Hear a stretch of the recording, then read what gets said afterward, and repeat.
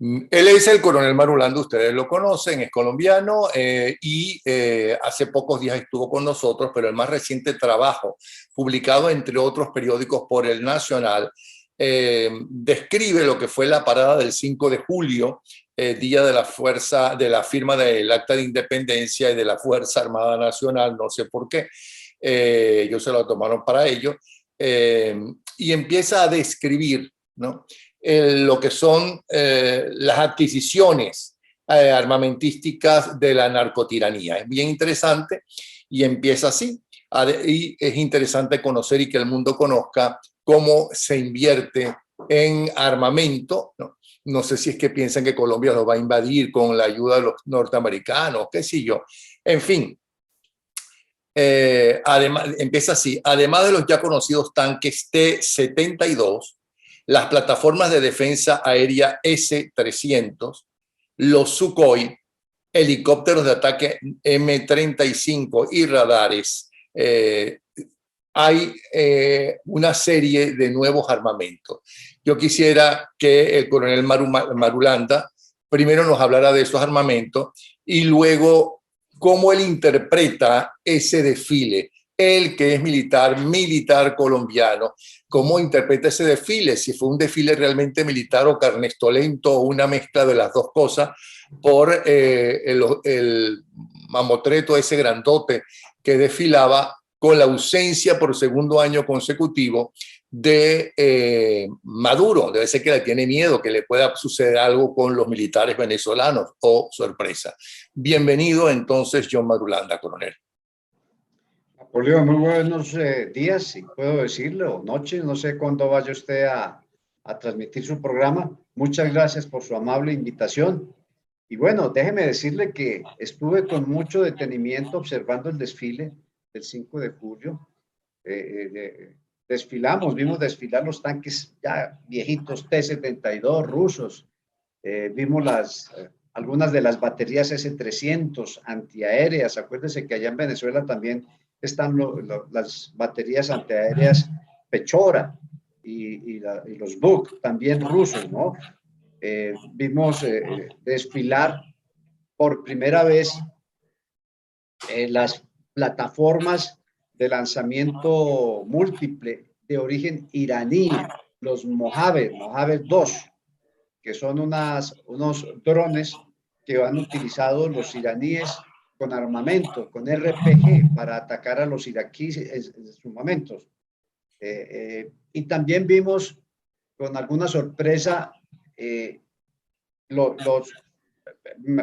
me equivoqué ahí, las plataformas de lanzamiento múltiple ASEP, que son hasta 9 cohetes que lanzan con 8 kilogramos de peso, que tienen 9 kilómetros de alcance. Y también vimos algunos de los drones Mojave, migrante, que quiere decir eso en iraní, que se ensamblan por cuenta del gobierno iraní también.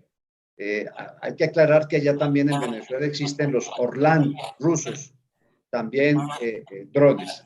Entonces, con esas dos novedades que vimos el 5, aunque ya se conocía desde antes que se estaban instalando los ASEP, no solamente en los todoterrenos 4x4 que tienen allá en Venezuela, sino también en las lanchas rápidas que tienen allá ensambladas en los Países Bajos. No solamente eso, sino que también vimos con alguna sorpresa, o nos enteramos mejor con alguna sorpresa, de qué manera el ejército venezolano está entrenando 5 batallones de infantería ligera, 3 de ellos frente a la frontera con Colombia. Y ayer, antier, nos enteramos también de 7 radares operados por rusos con tecnología rusa que están ubicados en 7 estados limítrofes con Colombia: Táchira, Apure, Barinas, Bolívar, en fin. Todo ese armamento está enviando un mensaje claro. No es un mensaje de que los vamos a invadir, no es un mensaje de que aquí cualquier momento nuestras tropas pisarán suelo colombiano. sino un mensaje intimidatorio, disuasivo si se quiere. Un mensaje de que no se metan con nosotros, que nosotros tenemos cómo defender nuestro suelo patrio. Déjeme decirle, Napoleón, que en todos estos años de historias binacionales, solamente una vez alcanzamos a estar a punto de escalar la situación bélica. Y ese fue el famoso incidente de la corbeta Caldas, que lo menciono en el artículo. Después de eso no hemos tenido un solo incidente serio, ¿no? Sí ha habido incidentes de tipo táctico. Yo le podía contar de mi propia experiencia como subteniente en el grupo Rondón en La Guajira, en Buenavista, justo en la frontera con Venezuela, y toda esa parte desértica. Pero no es el caso. El caso es que estratégicamente Venezuela está creando un poder militar, lo está, más que creando, lo está habilitando como parte de un complejo militar que con los juegos que se aproximan el próximo 29 va de alguna manera a mostrarle a los Estados Unidos que la unipolaridad se acabó, que aquí en Sudamérica y de manera particular en Venezuela hay tropas rusas, contradictoriamente, pero es así, chinas, iraníes, kazajos, toda esta gente, para crear un bloque que ya se llama un bloque multipolar. Ya no es el bloque unipolar hegemónico de Estados Unidos, de Washington, sino que es un bloque militar con participación de otras potencias. Pekín. Pero perdone que le interrumpa. Usted habló de armamento iraní y armamento ruso, pero no tocó armamento chino. ¿Qué armamento chino hay en Venezuela? Bueno, en Venezuela tenemos los aviones polivalentes de ataque Punto que se estrenaron en la guerra del Apure en contra de las FARC. Tenemos tanquetas, no son tanques, son tanquetas para la situación de orden público en el país. Y tenemos algunas lanchas de desembarco en Orinco, que también pues son coreanas, pero prácticamente son de origen chino. Lo que más importante que han desplegado los chinos en Nicaragua, usted sabe que los chinos son muy suaves, son bastante estratégicos. Ellos han venido desplegando la tecnología telefónica 5G, que es utilizada en China para controlar a los 1.200, 1.300 millones de habitantes que hay en ese país. Y la están desplegando en Venezuela, como la han desplegado en Bolivia, como la han desplegado en Ecuador, como la han desplegado en Cuba. Eso es Pero aquí guerra. en Estados Unidos hay 5G y lo están anunciando mucho. ¿Eso también son chinos? No, no, no. Lo de 5G no es chino. En Estados Unidos eso es tecnología norteamericana. Pero la verdad es que en América Latina y en Venezuela de manera particular, la tecnología 5G de los chinos está avanzando más rápidamente de lo que nosotros creemos. Y eso indica control social, eso indica una absoluta observación permanente de su comportamiento para poder calificarlo y clasificarlo. Eso está pasando en Venezuela hoy en día. Pero volvamos al tema original de mi artículo. La propuesta es, o la pregunta es, ¿se está preparando Venezuela para una ofensiva estratégica de la región? Yo no lo creo. Yo no lo creo, porque como le acabo de decir, en todos estos años no hemos tenido sino un solo incidente. Cuando Lucinchi precisamente era presidente, y aquí estaba Barco, presidente Barco. Desde entonces no hemos tenido un solo incidente estratégico serio que nos permita prever la posibilidad de que Venezuela con sus fuerzas armadas se meta a Colombia. Ahora, el discurso y la retórica del gobierno venezolano es defensiva y no veo ahora con qué motivo, por qué razón ellos van a pasar a la ofensiva. Esto es argumentativo, esto no es un hecho, esto es argumentativo.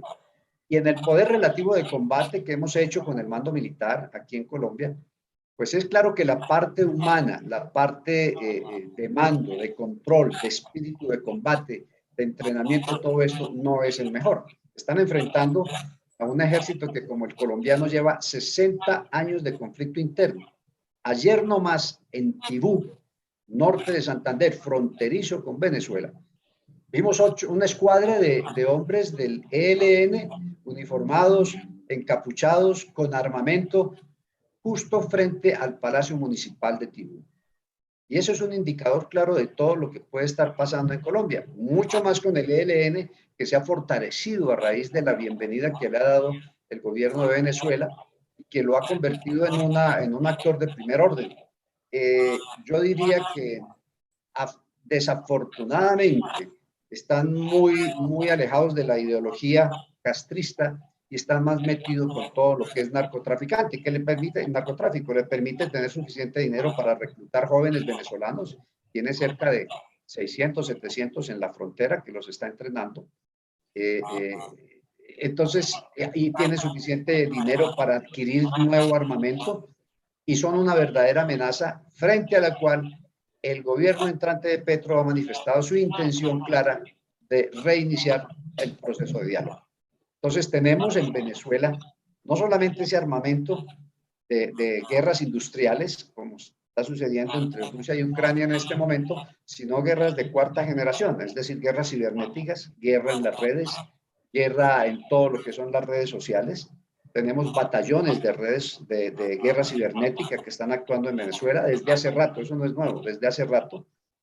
Tenemos igualmente en Venezuela una gran intención de, ahí sí, avanzar a la ofensiva y lo están haciendo con los radares rusos que están en esos estados que le mencioné en contra de Colombia, perturbando sus comunicaciones, especialmente las comunicaciones de frontera, de celular, de teléfono, inclusive de las redes sociales, inclusive de computadores y del web y todo lo demás.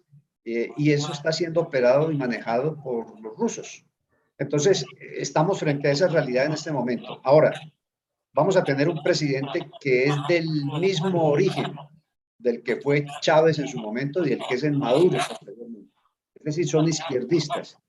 Si bien el presidente presidente electo Petro ha dicho que Maduro es un tirano, que Maduro es un dictador, la verdad es que en el fondo comparten los mismos criterios ideológicos. Entonces, para mí, no sería extraño que Petro, con sus capacidades presidenciales, decida desactivar a nuestras fuerzas militares en gran parte. Ya dijo que no va a comprar aviones estratégicos para la Fuerza Aérea, va a sacar la policía de nuestro Ministerio de Defensa y la va a poner en otro ministerio, algo a lo cual en ACORE nos hemos opuesto. Está llamando a los cuadros más interesantes que él pueda encontrar dentro de las fuerzas militares. Acuérdese que tiene un coronel, un mayor general retirado del ejército, como Palme en el Ministerio de Defensa.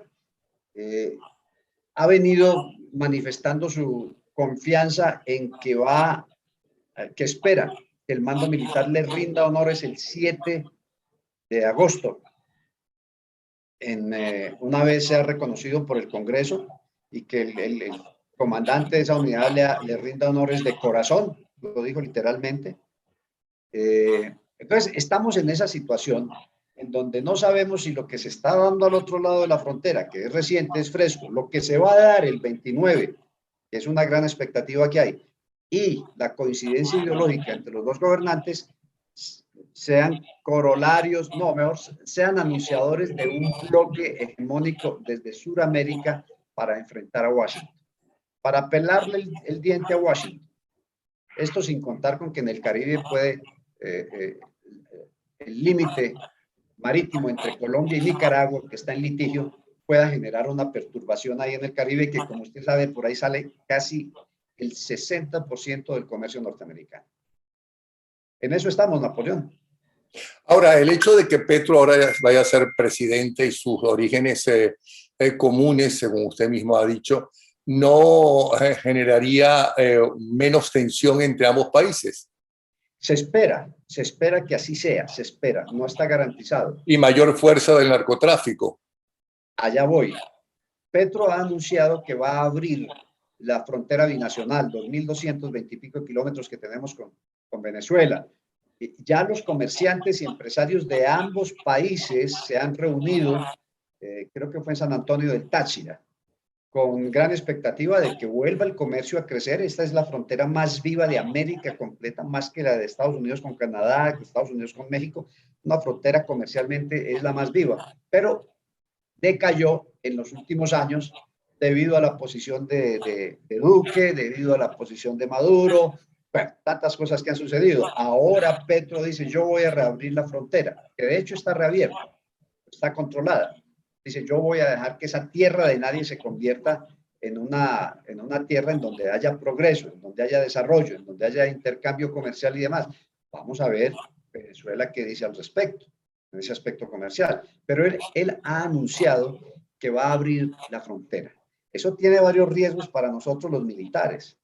Primero, que el narcotráfico y la minería ilegal de alguna manera se legalicen cuando se abran las fronteras, porque ahora eso es ilícito. Aunque a decir verdad los gobiernos han sido un poquito pacatos, excepto el de Uribe.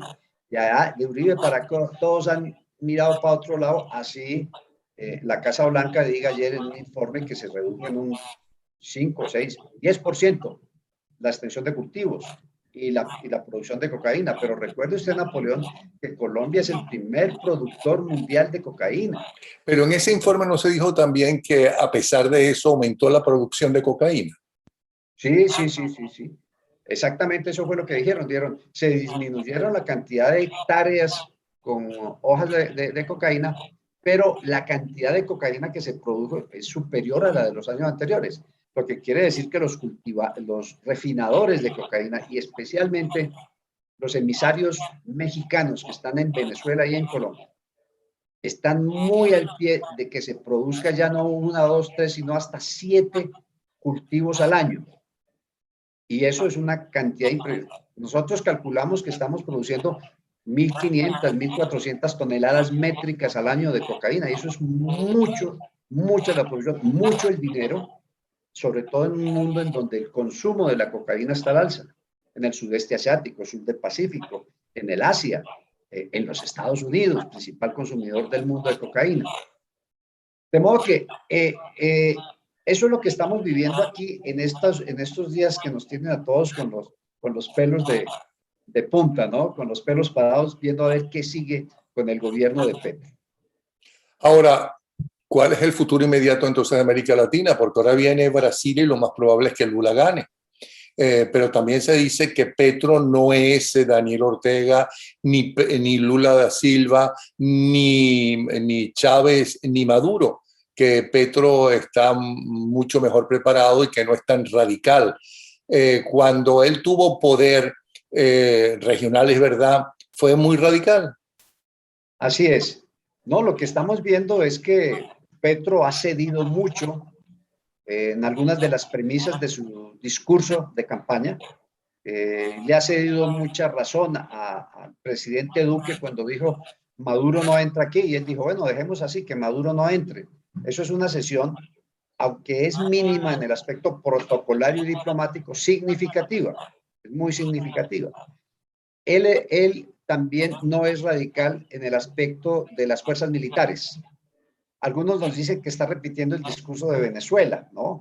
Que trajo a los militares, los enmermeló, los untó, los corrompió, al decir de Castro, Fidel Castro, y que mire cómo está el ejército de Venezuela, y que él está tratando de hacer lo mismo con nosotros. Bueno, déjeme decirle que esta es la hora en que no sabemos quién es el ministro o la ministra de Defensa. Ni idea. Tenemos nombres, se han soltado sobre la mesa varios nombres, los hemos perfilado en ACORE, pero no tenemos certeza de quién va a ser él o la ministra de Defensa. Sin embargo, Chávez el primer año, yo creo que los 2 primeros años, fue muy complaciente, muy... inclusive tuvo la ministra o el ministro de Economía, no recuerdo, lo sostuvo del gobierno anterior, que era el de Rafael Caldera. Él, a medida que fue tomando fuerza, se fue apoderando de los diferentes poderes, se va convirtiendo en un dictador, hasta convertir en una tiranía, y eso sí, daba, ¿cómo se llama? Como era tan bocón, decía cosas que luego lograba, y que el embajador de Estados Unidos de entonces decía, no hay que escuchar en lo que dice, sino en lo que hace, ¿no? No, había que escuchar lo que dice y lo que hace. Lo digo porque hay un video de una entrevista de Petro con su esposa y sus hijas, y la niña pequeña feliz se fue hacia la izquierda del escenario y dijo, es que yo estoy con la extrema izquierda, ¿no? Y ahí se sonreía Petro, la hermana mayor y demás. Eso no lo inventa una niña. No, es cierto, Napoleón, es cierto, pero usted mismo lo decía hace poco, ¿no? Decía, Petro es más inteligente que Maduro, más inteligente que Lula, más... Entonces, en ese mar de incertidumbre nos estamos moviendo los colombianos en este momento. ¿Hasta qué punto va a resistir la democracia colombiana que llegue un tirano al poder, que no se releve de aquí a 4 años, que prolongue su proyecto, su programa de gobierno por 12 años, como lo dijo? Y retomo sus palabras. Chávez lo dijo en su momento también y lo cumplió. Entonces, no es tan inteligente como nosotros creemos. De pronto es más hábil, más maniobrero. Ahora, el origen de él es un origen totalmente antidemocrático. Él tomó las armas con el M-19. Ahora, dentro de la cúpula militar, la cúpula militar en Colombia tiene dos opciones ahora claras. Primera, pasa a la baja. Me voy, señor presidente. Segunda, ordene, señor presidente, como comandante supremo de las fuerzas militares. Dentro de ese segundo bloque, hay muchos que están ahí por su pensión, por su familia, por progresar, en fin, lo que sea. Él ha sido muy cauteloso con eso. De hecho, tenemos información un poquito clasificada de que hay un general que fue invitado a su apartamento, no sé si a cenar o a almorzar con él, y ese general le pidió permiso al comandante saliente del ejército. Le dijo, me invitó el señor Petro, yo solicito su autorización, y el saliente le dijo, vaya hermano, sin problema, yo ya estoy de salida, usted verá cómo torea la vaina. Entonces, nosotros estamos muy atentos a esos movimientos porque pues somos recelosos. Si fuera el presidente de otro cuño, de otro origen, no estaríamos tan recelosos, estaríamos más a la expectativa, pero ahora estamos a la expectativa y recelosos de qué viene con el presidente Petro.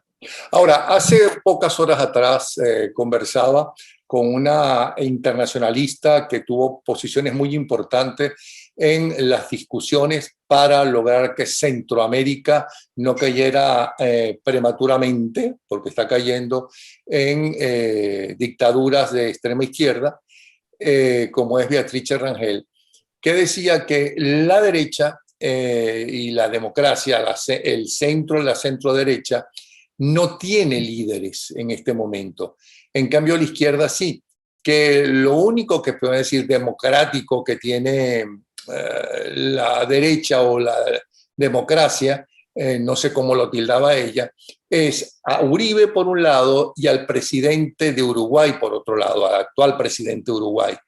Pero Uribe ha perdido mucha popularidad, tengo entendido, usted me dirá si es lo contrario. ¿Quién se va a oponer? ¿Cuál va a ser el dirigente democrático que pueda enfrentarse y con poder, ¿okay?, para evitar que Colombia se vaya a un extremo con Petro? Hombre, Napoleón, mire, más que líderes, la izquierda con Petro se ha apoderado de la narrativa política del país. La narrativa política de Uribe fue la seguridad ciudadana, algo así. La narrativa de quien siguió, que fue Santos, fue la paz. Y ahora la narrativa de Petro es el cambio. Duque no tuvo narrativa. Ahora la izquierda se apoderó de la narrativa que es el cambio, al cual se pliegan, por supuesto, la gran cantidad de muchachos que tenemos aquí que no conocen la historia.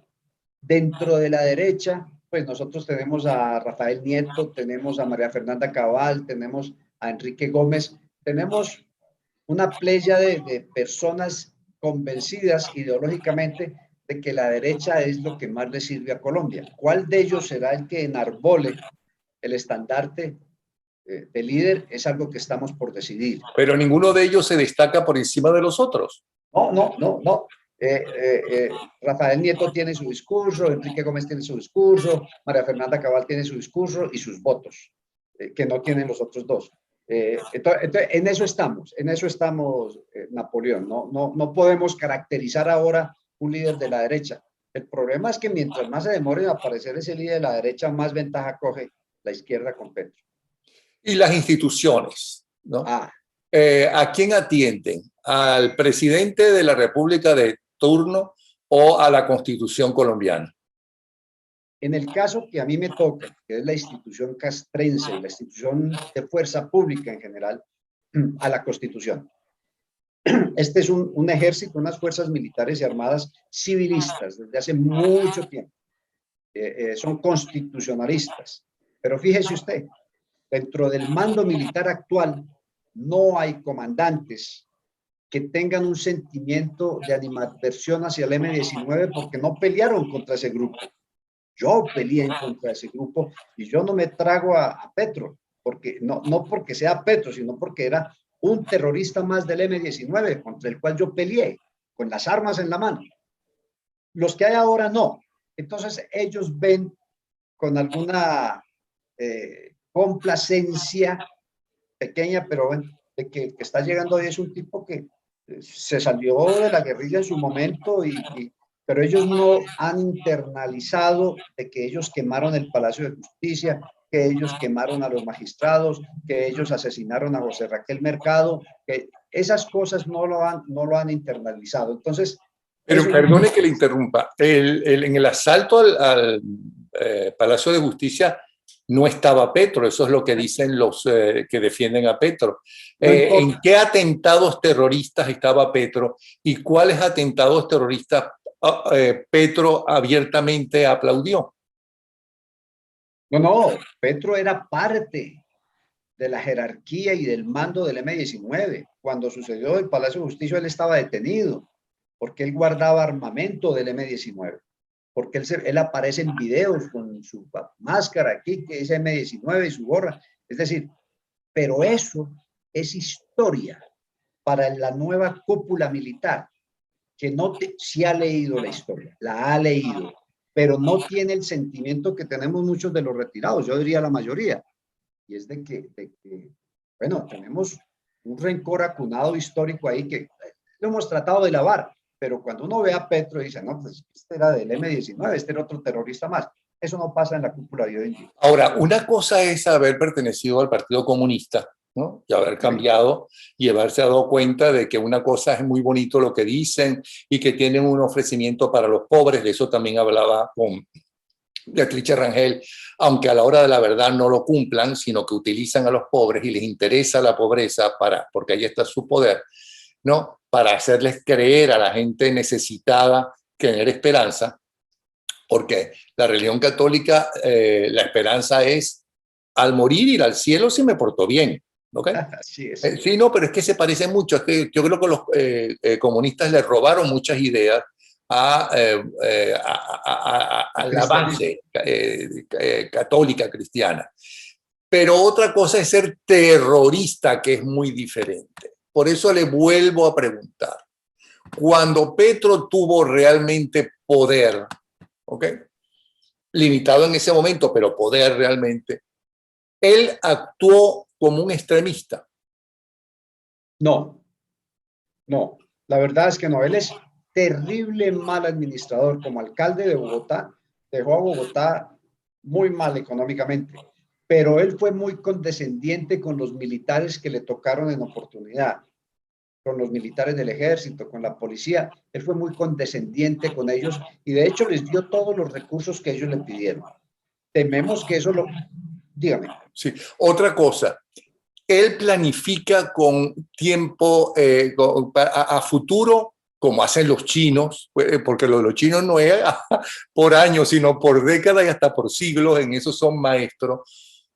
Y puede ser que él estaba comportándose así porque lo que estaba pensando es un paso más hacia lo que ya logró la presidencia, o cree que cambió, que ya no es un radical terrorista.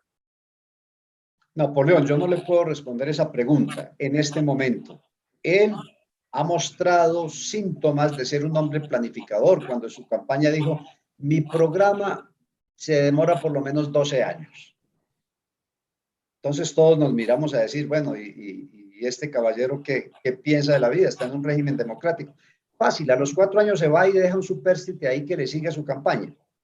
Eso sería una Bueno, eventual o cambia la constitución para la posibilidad de reelección hasta 12 años. que es lo que realmente nos preocupa a nosotros y estamos muy pendientes de que el mando militar, fíjese que en Venezuela Maduro se sostiene gracias a los militares.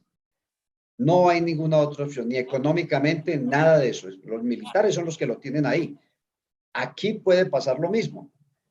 Aquí nosotros esperaríamos que si él rompe la constitución por A o por B, haya un pronunciamiento militar serio.